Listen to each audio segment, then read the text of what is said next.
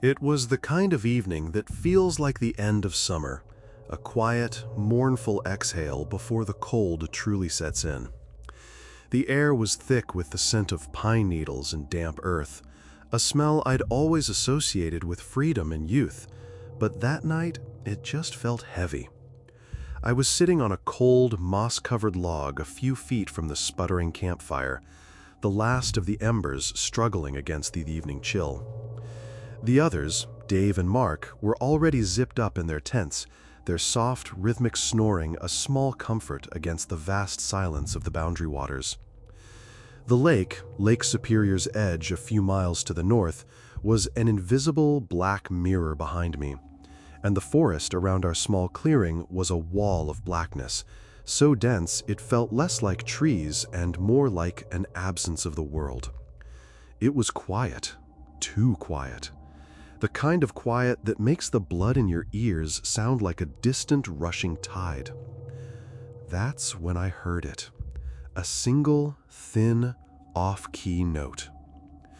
At first, I thought it was a bird I didn't recognize.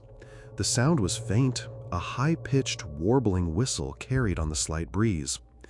It wasn't a melody, just a single, drawn-out note that seemed to hang in the air for a moment before fading completely.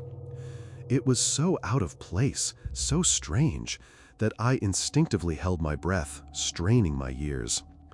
I listened for a few minutes, but the sound didn't return. I chalked it up to the wind catching a hollow reed or some other natural phenomenon, and finally decided to turn in. The unease I felt, a strange and unsettling addition to the usual tranquility of the woods. The next morning was bright and crisp. The unease of the previous night felt foolish in the face of the sun cutting through the pine canopy. We spent the day canoeing, fishing, and laughing, the worries of the city a distant memory. Dave, Mark, and I had been doing this for years, an annual trip to disconnect, to find some peace. We knew these woods. We knew the sounds, the animals, the rhythm of the place. Or so we thought. That evening, as the sun dipped below the tree line and the first stars began to prick the darkening sky, we were all gathered around the newly built fire. Dave was telling a story about a massive pike he once caught, his hands gesticulating wildly, when the sound returned. It was the same whistle, but this time it was clearer, closer. It was a singular, wavering tone, like someone trying to recall a melody they had only heard once, and failing. It wasn't melodic, but it was unmistakably a whistle. Mark stopped mid-laugh, his head cocked to one side. "Did you guys hear that?" Dave's hands froze. What was that? I felt a cold knot form in my stomach. It's that whistle again. I heard it last night, too. We all fell silent, listening. The forest was an abyss of sound, a chasm that swallowed all but the faint crackle of our fire. Then, a few moments later, the whistle sounded again. This time, it was a little different. It was a series of notes, still disjointed and wrong, but it had a clear human quality. It sounded like a tune, a children's nursery rhyme, perhaps, but played by someone who had never heard music before, the intervals and timing all slightly off. It came from the direction of the lake, from the dense, dark woods beyond our camp. "Who would be out here?" Mark whispered, his voice a tight, low rasp. "We're miles from any other campsite." "Maybe a park ranger?" I offered, though my gut twisted at the thought. A ranger would use a radio, a flashlight, not an eerie, off-key whistle in the dead of night. "Yeah, a ranger who's forgotten how to whistle," Dave said, his tone a forced attempt at levity that didn't quite land. He stood up, grabbing a small hatchet that was lodged in a log. "I'm going to check it out." "Dave, wait," I said, my voice sharper than I intended. "Don't. It's probably nothing.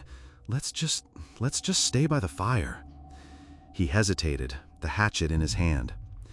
The flickering firelight cast long, dancing shadows on his face, making his expression unreadable. For a second, I saw something in his eyes, a flicker of genuine fear that he was trying to hide. We had been friends since we were kids, and I knew that look.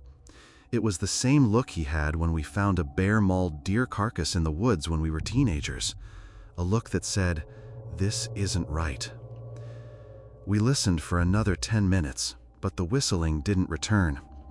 The silence that followed was heavier than before, suffocating. We talked for a while longer, but the conversation was stilted, full of long pauses as we all strained to hear a sound that wasn't there. That night, sleep didn't come easily. Every snap of a twig, every rustle of leaves sounded like a footstep. The next day, we tried to convince ourselves we were just being paranoid. We packed up our gear, planning to hike a few miles further up the trail to a new spot. We told ourselves that if we moved, the whistle wouldn't follow. But a deep sense of dread had already set in, a cold, creeping fog that we couldn't shake. I found myself constantly looking over my shoulder, my eyes scanning the dense tree line for any sign of movement. The sunlight no longer felt comforting, but instead felt like a spotlight on our vulnerability. We set up camp that afternoon in a small clearing near a rushing stream. The constant gurgle and splash of water, a welcome sound that drowned out the suffocating silence. We built a large fire, a roaring, crackling beast of a blaze, and huddled close to its warmth. We were all a little more on edge, a little quieter. The usual banter and laughter were gone, replaced by a nervous energy. We were all thinking the same thing, but no one wanted to say it out loud. As the sun set, the first star appeared, and then, as if on cue, the whistling began. It wasn't just a whistle this time, it was a melody, still off-key, still wrong, but a full tune this time. A chilling, almost tuneless version of Twinkle, Twinkle, Little Star. It sounded like it was coming from the edge of our camp, just on the other side of the stream. The sound was so clear, so close, that I could almost make out a breath being drawn between the notes. My heart hammered against my ribs, a frantic, frantic bird trapped in a cage. Mark grabbed his fishing knife, his knuckles white against the handle. Dave held the hatchet he had been carrying with him all day. I had nothing but a small pocket knife. We all stared into the darkness, the firelight barely penetrating the gloom. The whistling stopped, and for a moment there was a profound, absolute silence. Then we heard a sound from the other side of the stream, a new sound. It was a rustling, a deliberate, slow movement through the underbrush. Something was walking toward the water. We held our breath, our eyes wide with a shared, unspoken terror. We heard the sound of water being disturbed, not a splash, but a gentle, purposeful parting of the current. It sounded like something was slowly, deliberately crossing the stream. "Get in the tents," Dave hissed, his voice a low, strangled whisper. "Now!" We scrambled into our tents, fumbling with the zippers, our hands trembling. We lay there in the darkness, side by side, listening. I could hear Mark's ragged breathing, Dave's quick, shallow gasps. The constant rushing of the stream was a cruel mockery of a normal sound, a loud, overwhelming noise that now felt like a veil, a thin curtain that could be parted at any moment. I could hear the slow, rhythmic sound of footsteps approaching our tents. Not the rustling of an animal, but a clear, distinct footstep, the gentle compression of pine needles under a weight. The footsteps were unhurried, almost casual. They stopped right outside my tent. My body went rigid, every muscle locked in place. I could hear something outside, a soft, raspy breathing that was not my own. I could feel the thin fabric of the tent, the only thing separating me from whatever was out there. Then the whistling started again. It was right outside the tent now, a thin, wavering note that sounded like it was coming from a human mouth. It was a single, long tone, and it was so close I could feel the vibrations of the sound through the ground. It was an impossible, chilling sound, a sound of profound loneliness and malice. It stopped as suddenly as it had begun. I heard the footsteps again, slow and deliberate, moving away from my tent toward Dave's. Then they moved to Mark's. I lay there for what felt like hours, listening to the impossible sounds outside. I didn't dare move, didn't dare breathe.